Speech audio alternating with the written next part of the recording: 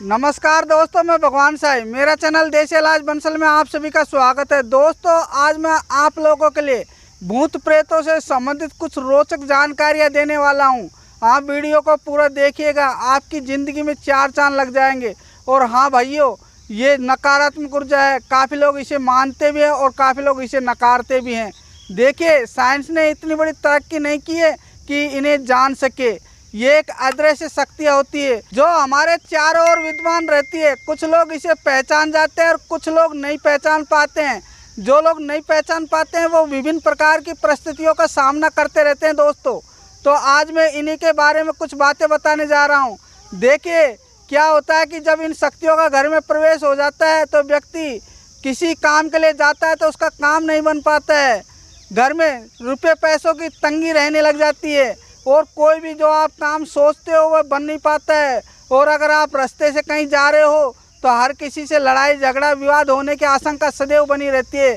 ये इतनी बड़ी शक्तियाँ होती है कि व्यक्ति का विनाश करने के लिए एक पल भी नहीं सोचती है। ये हमेशा बुराइयों में ही लिप्त रहती है। और हाँ, जो लोग अच्छा कार्य करते हैं, मन में परोपकार की भावना रखते हैं, दूसरों की भावना को ठेस नहीं पहुँचाते हैं, उन लोगों का ये शक्तियाँ बिगाड़ भी नहीं पाती है और उनका साथ जल्दी छोड़ देती है और उनके फिर से अच्छे दिन शुरू हो जाते हैं। दोस्तों, ये शक्तियाँ दो प्रकार की होती है, सकारात्मक ऊर्जा और नकारात्मक ऊर्जा।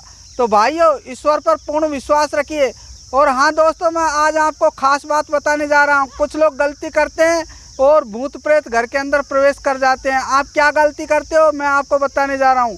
काफ़ी लोग क्या होते हैं कि रात्रि के समय आटा गूंद कर रख देते हैं और उस आटे की लोई बना करके, थोड़ा सा पिंड बना करके इस तरह से, और उसको या तो फ्रिज में रख देते हैं या आटे के अंदर ही रख देते हैं किसी कटोरे के अंदर, और रात भर उसी के अंदर रहने देते हैं। तो क्या होता है भाइयों, ये जो बुरी शक्तियाँ होती है, नकारात्मक ऊर्जा कहीं से निकलती हुई जाती है तो उन्हें इनकी सुगंध आ जाती है और गूंदे हुए आटे को देखकर ये प्रभावित हो जाती है, क्योंकि नकारात्मक ऊर्जा का मुख्य भोजन ही गूंदा हुआ आटा है।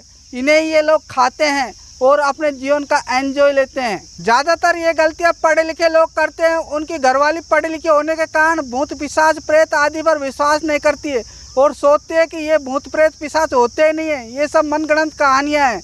और ऐसा सोच करके वे अपने विचारों में खोए रहती है। भैया, जिस दिन इनके चक्कर में पड़ जाओगे ना तो घर की स्थिति बहुत खतरनाक हो जाएगी और आप घूमते फिरोगे, फिर इलाज कराते हुए डोलोगे। दोस्तों, गूंदे हुए आटे की रोटी बनाने के पश्चात जो आटा बच जाए उसे कभी भी फ्रिज के अंदर या अलमारी के अंदर न रखें। ऐसा करने से आप भूत प्रेतों को निमंत्रण देते हो। ये गलती आप कभी भी मत करना। गूंदा हुआ आटा, शायद आपको मालूम नहीं है, ये मरे हुए लोगों का पिंड होता है और इसको रात्रि में घर में रखना अशुभ होता है। अगर गूंदा हुआ आटा रात्रि के वक्त बच जाता है तो उस आटे की सुबह रोटी बना करके किसी पशु पक्षियों को या गौ माता को उस आटे की रोटी बना करके दे सकते हो।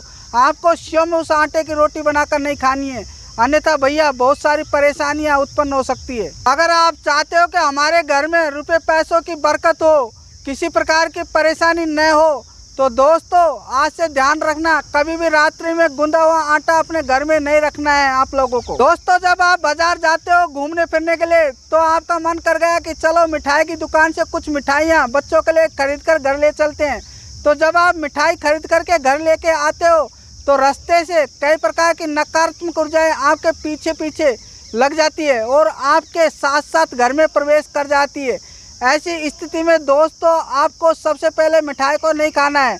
अपने इष्ट देवता के नाम से कुछ छोटा सा टुकड़ा भोग के रूप में, या तो देवी देवताओं के या हनुमान जी के नाम का या ईश्वर के नाम का, किसी भी इष्ट देव के नाम से थोड़ा सा टुकड़ा डाल करके भोग लगा दीजिए, फिर उस मिठाई को ग्रहण कर सकते हो। और हाँ भाइयों, आप स्वयं ही तो उस मिठाई को खाते हो सकता है किसी मंदिर में जाकर सबसे पहले उस मिठाई को भोग लगा दे ईश्वर के नाम का और फिर आप ग्रहण करें तो सबसे अच्छा प्रसाद के रूप में हो जाएगा और ऐसी स्थिति में नकारात्मक ऊर्जा आपके नज़दीक भी नहीं आ पाएगी। तो ये सबसे पहले ये काम आपको करना है। जब भी आप बाज़ार से कहीं से भी कोई मीठी चीज़ लेके आओ तो आपको स्वयं उसको नहीं खानी है, पहले ईश्वर को भोग लगाना है। ध्यान रखिएगा दोस्तों, आप इन बातों का ध्यान रखोगे तो आप अपने जीवन में बहुत ज़्यादा तरक्की करोगे और किसी प्रकार के परेशानी उलझनों में नहीं फंसोगे। सभी प्रकार से घर में तरक्की और बरकत होना चालू हो जाएगी। काफ़ी लोग मेरे से कहते हैं कि भैया हमने तो घर में ही मंदिर बना रखा है और उसमें हम रोज़ भगवान की आरती और भजन कीर्तन व छोटी वाली जो मंदिर में घंटी होती है उसे हिलाकर बजाते रहते हैं, फिर भी हमारे घर में सुख शांति नहीं है। 24 घंटे गृह क्लेश और कई प्रकार की परेशानियों का सामना करना पड़ रहा है। तो ऐसी स्थिति में हम क्या करें? तो भैया मैं आप लोगों के लिए बताने जा रहा हूँ जो तीसरा उपाय है। इन छोटी छोटी बातों का आप फॉलो करते रहिए। पहली बात तो यह है कि भैया भगवान का मंदिर शयन कक्ष में नहीं होता है, और अगर आपने बना लिया तो कोई बात नहीं है, उसे साफ सुथरे लाल कलर के कपड़े से हमेशा ढक के रखना चाहिए। जब भी आप पूजा पाठ करो उसी वक्त उस कपड़े को हटाना है, फिर सफाई करके वापस उसे ढक देना है। इसी प्रकार से भगवान की भजन आरती करते रहिएगा और साफ सफाई का ध्यान रखिएगा। देखिए हम घर में मंदिर तो स्थापित कर लेते हैं और तन मन से भगवान की पूजा पाठ भी करते हैं, लेकिन कुछ विशेष परिस्थितियां ऐसी आ जाती है जैसे घर में कई प्रकार के दारू पीने वाले लोग आ जाते हैं, रिश्तेदार ऐसे आ जाते हैं जो मांस मदिरा का प्रयोग करते हैं। ऐसी स्थिति में गंदी चीज़ों का प्रयोग करने से भगवान की कृपा हम पर नहीं हो पाती है। एक अहम बात मैं आपको और बताने जा रहा हूँ। जब भी हम बाहर घूमने फिरने जाए और घर में प्रवेश करने से पहले आपको बाज़ार से पीली सरसों लेके आनी है। ये पीली सरसों बहुत ज़बरदस्त होती है भैया, और आपको इस सरसों में से थोड़ी सी सरसों लेकर के अपने सिर से 5 बार वार करके और देवली से बाहर सड़क पर फेंकना है, यानी घर के आंगन से बाहर सड़क पर बाहर फेंकना है आपको। और तब जाकर आपको अपने हाथ और मुंह को धो कर के ही घर में प्रवेश करना है, अन्यथा आपको घर में प्रवेश नहीं करना है। दोस्तों इन बातों का आपको फॉलो करते रहिएगा। अगर आपने इन बातों का ध्यान रख लिया तो आपके जीवन में जो परेशानियां आ रही है उन परेशानियों से आपको जल्दी छुटकारा मिल जाएगा। दोस्तों मैं आपको एक बात और बताने जा रहा हूं। प्रत्येक शनिवार के दिन एक धागे के अंदर 7 हरी मिर्च और एक नींबू पिरो करके घर के मेन दरवाजे पर लटकाना चालू कर दीजिए।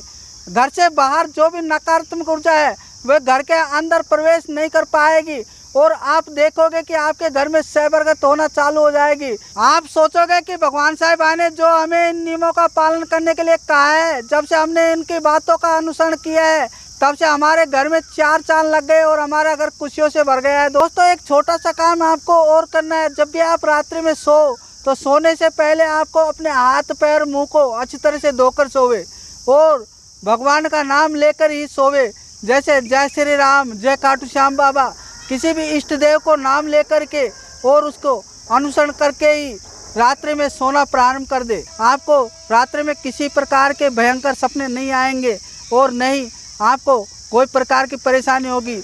आपकी रात्रि अच्छी तरह से गुजर जाएगी सुख शांति के साथ। भाइयों अगर मेरा वीडियो सभी भाइयों को अच्छा लगा हो तो इसे अभी लाइक कर दीजिए, सब्सक्राइब कर दीजिए, और हाँ भाइयों पास में बेल आइकन का बटन है इसे भी जरूर दबा दीजिए। भाइयों मैं आप लोगों के बारे में ये जानकारी देता रहता हूँ ताकि आप लोग अपना जीवन सुधार सको और अपने जीवन को खुशमय और आनंद में बना सको। तो दोस्तों इसे अभी लाइक और सब्सक्राइब कर दीजिए। आपने मेरे वीडियो को देखा इसलिए दोस्तों आप लोगों के लिए मैं बार बार धन्यवाद करता हूँ।